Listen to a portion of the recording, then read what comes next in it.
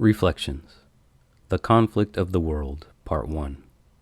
Excerpts from Why God Makes Sense in a World That Doesn't, by Gavin Ortlund.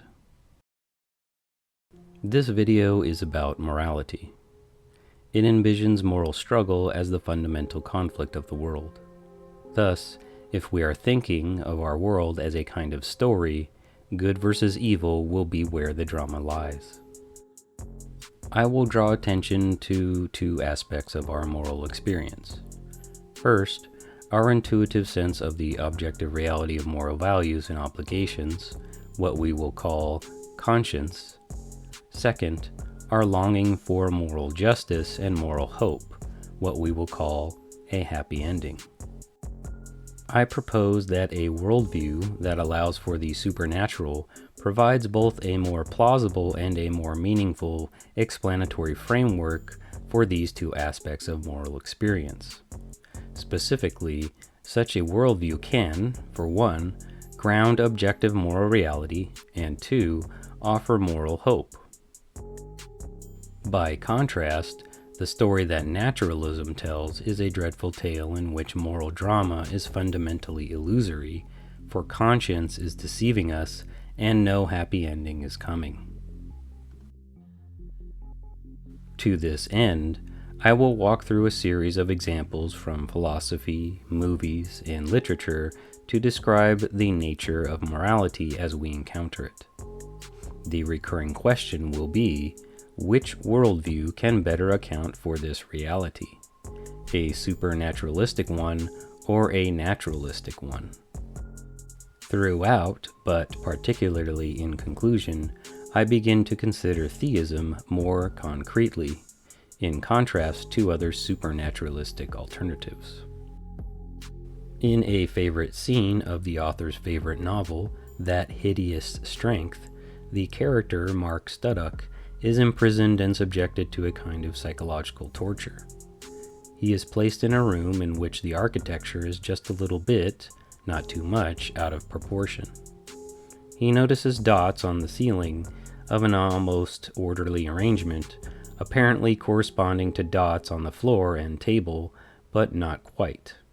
The shape and features of the room are designed to disturb the mind, offering the impression of a purpose or pattern, but continually frustrating that impression.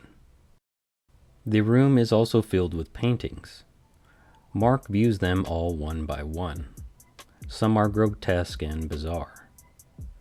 There was a portrait of a young woman who held her mouth wide open to reveal the fact that the inside of it was thickly overgrown with hair. There was a giant mantis playing a fiddle while being eaten by another mantis, and a man with corkscrews instead of arms bathing in a flat, sadly colored sea beneath a summer sunset. But most of the paintings are not so obviously disturbing. Most of them appear to be normal at first glance, only to reveal upon closer examination little discrepancies or oddities.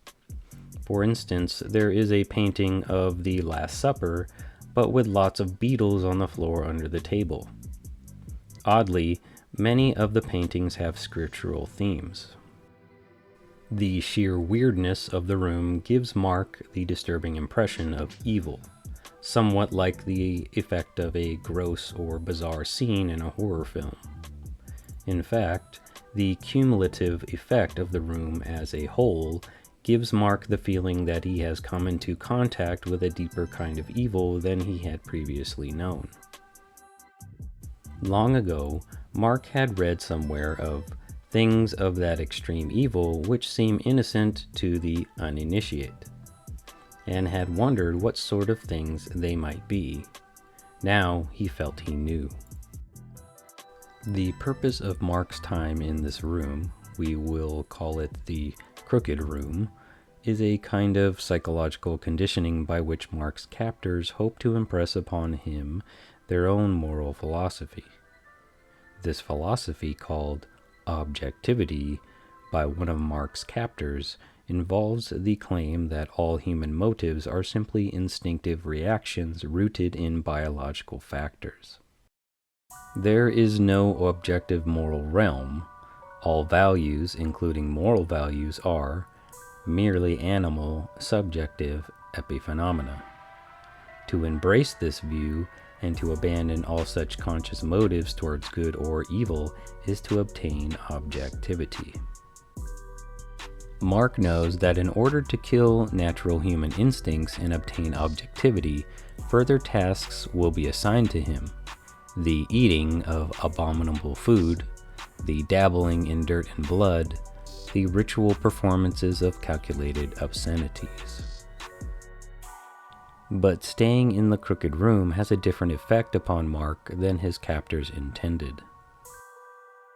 The built and painted perversity of this room had the effect of making him aware, as he had never been aware before, of this room's opposite. As the desert first teaches men to love water, or as absence first reveals affection, there rose up against this background of the sour and the crooked some kind of vision of the sweet and the straight. Something else, something he vaguely called the normal, apparently existed. He had never thought about it before, but there it was, solid, massive, with a shape of its own, almost like something you could touch or eat or fall in love with. It was all mixed up with jam and fried eggs, and soap and sunlight, and the rooks cawing at Keir Hardie, and the thought that somewhere outside, daylight was going on at that moment. He was not thinking in moral terms at all, or else, what is much the same thing, he was having his first deeply moral experience. Several things are noteworthy about Lewis's depiction of moral experiences here. First, Mark does not consciously experience goodness in moral categories. He does not call it morality or even goodness. He calls it the normal. Related to this, it becomes apparent to him in aesthetic categories through art. He comes to perceive evil through oddities of architecture and ugliness in paintings, just as he associates goodness with things like soap and daylight and fried eggs. All this suggests a more complex, variegated conception of goodness than is often conceptualized in discussions of the nature of morality. Second, it is noteworthy that Mark does not have what Lewis calls his first deeply moral experience until he is in the crooked room. The realm of conscience appears to lie latent within him, unconsidered in more comfortable scenes of life, discovered only in the context of suffering. Earlier, Lewis emphasizes that the moral philosophy of Mark's captors is the logical follow-through of his modern worldview, though he had never considered it till now. This suggests an almost revelatory quality to morality. It is, in Lewis's vision, discoverable rather than equally obvious to every person at every moment. Third, the robustness and objectivity of moral goodness is emphasized here. It is solid, massive, with a shape of its own. This aspect of the normal is further drawn out as the training wears on and Mark is continually made to do seemingly obscene, meaningless tasks. Day by day, as the process went on, that idea of the straight or the normal grew stronger and more solid in his mind till it had become a kind of mountain. He had never before known what an idea meant. He had always thought till now that they were things inside one's own head. But now, when his head was continually attacked and often completely filled with the clinging corruption of the training, this idea towered above him, something which obviously existed quite independently of himself and had hard rock surfaces which would not give, surfaces he could cling to. The comparison to a mountain and the references to hard rock surfaces here serve to emphasize the practical effect of objective morality. Because goodness exists outside of Mark's mind, completely independent of his thoughts, he can cling to it in the midst of his torment. When everything else is taken from him, it is still there, unmoved, untouched. It ultimately saves him. Reflecting on this idea of the normal is a way of getting at the central metaethical question of this video. Is there such a thing? That is there some source and standard of goodness that exists objectively independent of human judgment, like a solid mountain with hard surfaces? We are not yet in a position to answer this question. At the moment, we are simply attempting to articulate the question as vividly as possible. Most of us can probably relate, in one way or another, to Mark's experience in this passage. Some of us have had our own crooked room, our own encounter with real evil, real darkness, real pain. We understand, in an intuitive way, why such a thing can be associated with grossness and disorder. Most of us can also understand Mark's longing for the sweet and the straight, for soap and sunlight. We instinctively long for our lives to arrive upon not mere happiness, but a kind of rightness. The question is, how do we best account for such feelings? In what kind of story do they make the most sense? Before we attempt to interpret moral feelings, we might benefit from describing them a bit further, stemming from this scene in That Hideous Strength. 3 characteristics are worth observing, though many more could be mentioned as well. First, moral feeling is instinctive. Morality is not some foreign concept that you gradually discover if you think about it long enough, like an obscure subject in school. It's inward and basic. We feel it as naturally as we feel happiness or hunger. Philosophers of natural law sometimes speak of deep conscience as opposed to surface conscience, to refer to this deeply interior realm where morality is not merely felt, it is known.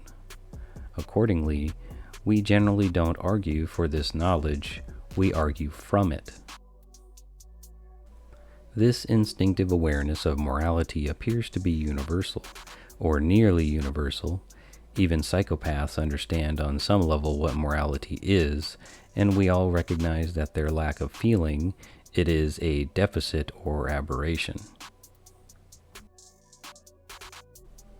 A sense of moral reality has been foundational to all civilizations throughout human history. Some have supposed that as the modern West grows more secular, it will become more tolerant and mild with respect to the realm of conscience. But on the contrary, our culture appears to be rapidly escalating in moral outrage and tribalism. The social psychologist Jonathan Haidt has put a great deal of reflection into the moral psychology reflected in our current divisions. In the modern West, our moral framework is primarily grounded in considerations of harm, whereas virtually all other cultures have developed their moral vision from a variety of other criteria, such as care, fairness, loyalty, authority, and sanctity. Thus, morality plays out a bit differently in the modern West, but it is very far from disappearing. The far left secularist and the far right fundamentalist disagree about what the right morality is, but neither side has to convince the other that there are such things as good and evil, and they are a big deal. We all already seem to know this somehow. It is hardwired into our nature. As Haidt puts it, human nature is not just intrinsically moral, it's also intrinsically moralistic, critical, and judgmental. An obsession with righteousness, leading inevitably to self-righteousness, is the normal human condition. This helps explain why human beings so frequently divide into hostile groups, with each side certain that their opponents are wrong. Second, moral feeling has a kind of transcendent importance associated with it. To the extent that we have contact with the realm of conscience, we have the impression of something possessing lasting, vital significance. We sense that it matters, and matters deeply, whether good or evil shall win. Accordingly, questions of morality are closely related to questions of meaning and happiness, and morality plays a foundational role in government and law.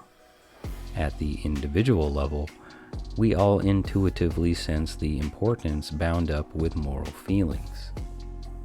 Morality produces some of the fiercest human emotions, like shame, pride, and rage. When we see a young boy comforting and standing up for his friend who is being bullied, we feel admiration. When we learn of rich businessmen remorsefully stealing from poor families, we experience indignation. When we consider a man who comes to realize that he has wounded and betrayed his own family, we understand his regret. When we hear about a selfish teenager who, in becoming a father and loving his daughter, learns how to put others first, we respect this process of redemption. Again, we are not yet interpreting the feeling of significance associated with morality. All we are saying thus far is that such moral feelings exist in the human heart, and they at least feel very significant to us. But moral feelings feel significant to us in a very particular kind of way. A third characteristic of moral feeling, closely related to the second, is that it has a kind of authoritative quality to it. It impresses itself upon us, not merely as an inspiration or motivation, but as a kind of law. It makes demands of us. As David Baggett puts it, moral obligations are not mere suggestions, cautionary ideals, means of avoiding trouble, or sage pieces of advice. Rather, when we speak of moral obligations, we have in mind something exacting, something that binds us and others, something like a set of laws or rules. We all sense this law deep within. It is as though there is a whole judicial system within the heart of every human being. Elizabeth Anscombe has emphasized this binding legal quality of morality, arguing that when we speak of a moral obligation, we are speaking of something that ought to be done for reasons more than mere flourishing or happiness. Rather, moral obligation functions like a verdict, passing a sentence for or against a particular action. Thus, moral obligation is not merely a reason to do something in the sense that it is expedient or reasonable to do so.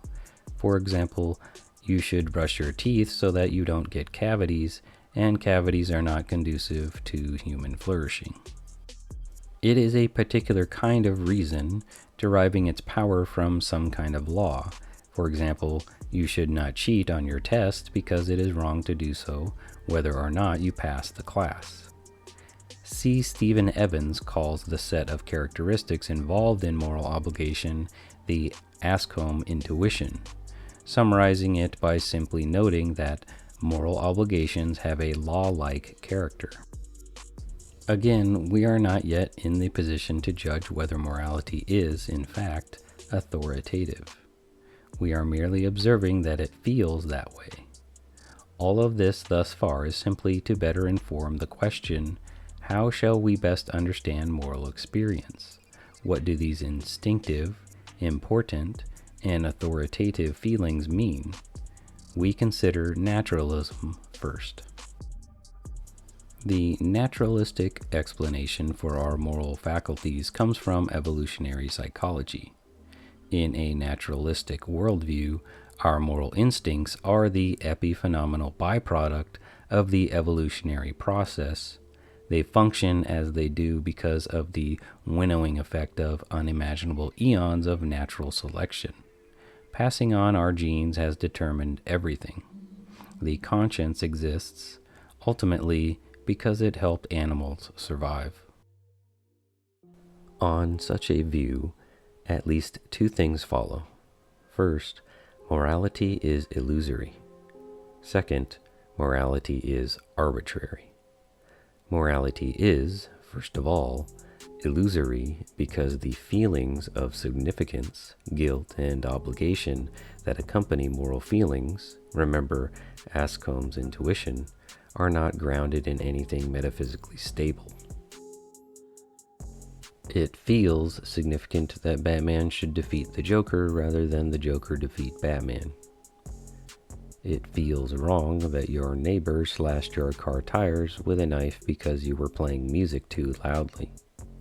We feel that we ought not to rob a bank when we cannot pay for our child's college tuition. But such feelings are reductively explainable by factors involved in the evolutionary process, and the evolutionary process is interested in survival, not truth. As Mark Linville puts it, the mechanisms responsible for our moral beliefs appear to be fitness-aimed, and such an account of those mechanisms seems not to require our thinking that they also be truth-aimed. So on naturalism, we have no reason to trust that our conscience isn't telling us a false tale. Figuring out ultimate metaphysical truths is something our brains simply are not equipped to do. As Steven Pinker explains, given that the mind is a product of natural selection, it should not have a miraculous ability to commune with all truths.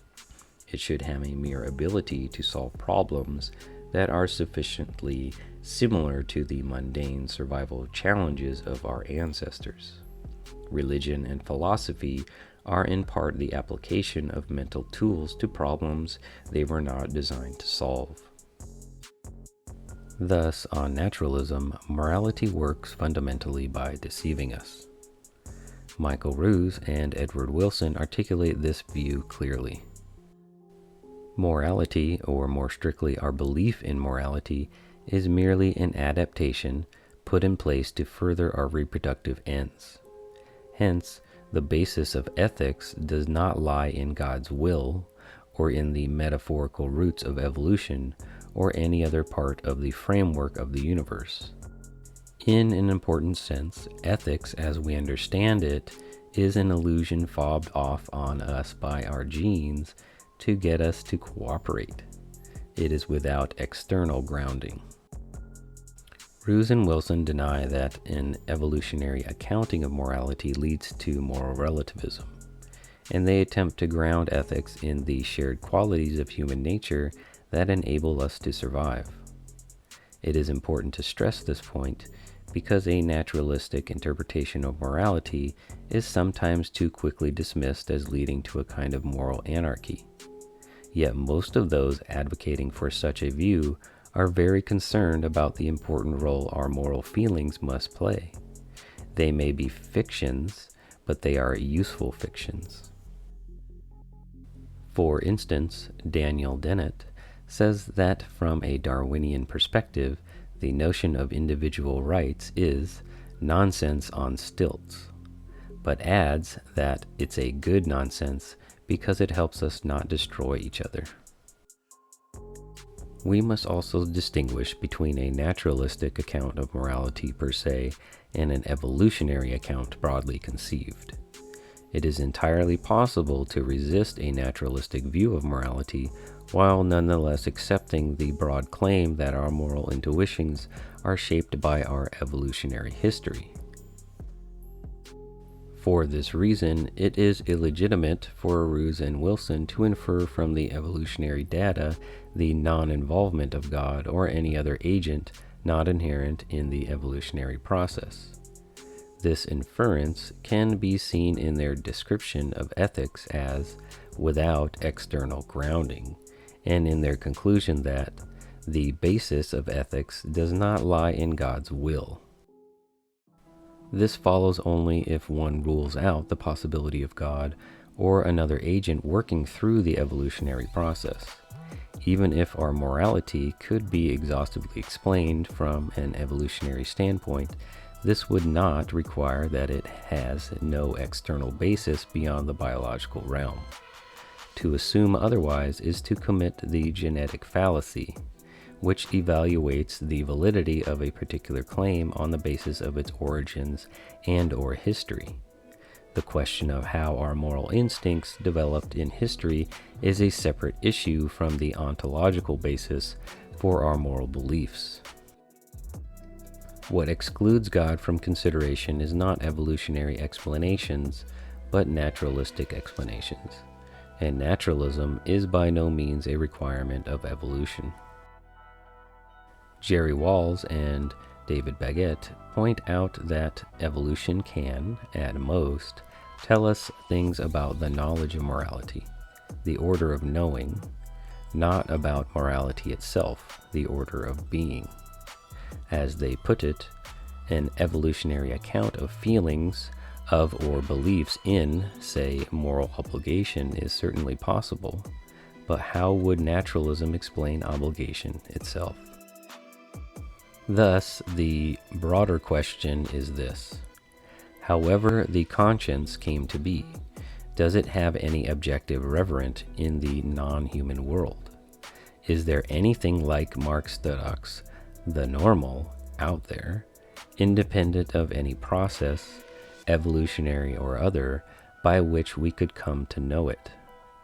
It's difficult to see, on naturalism, what it could be, for our moral instincts are simply an offshoot of the evolutionary process without any ultimate or transcendent grounding.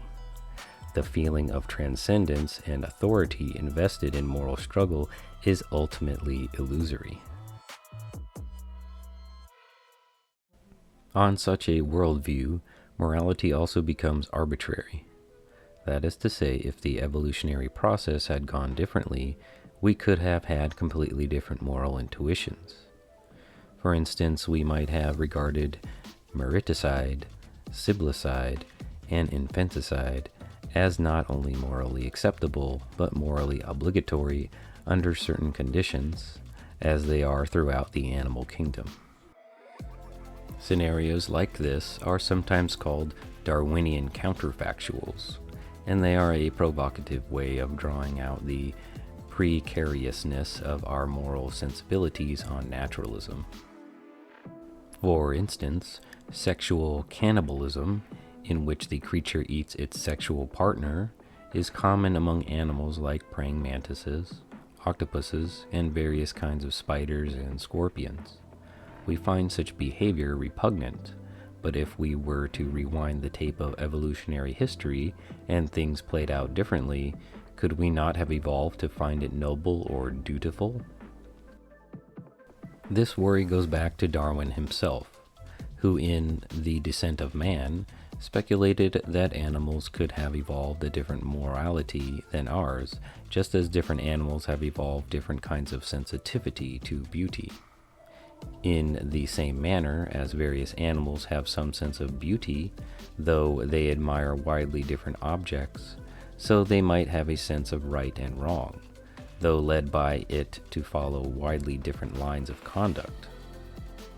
If, for example, to take an extreme case, men were reared under precisely the same conditions as hive bees, there can hardly be a doubt that our unmarried females would, like the worker bees, think it a sacred duty to kill their brothers, and mothers would strive to kill their fertile daughters, and no one would think of interfering.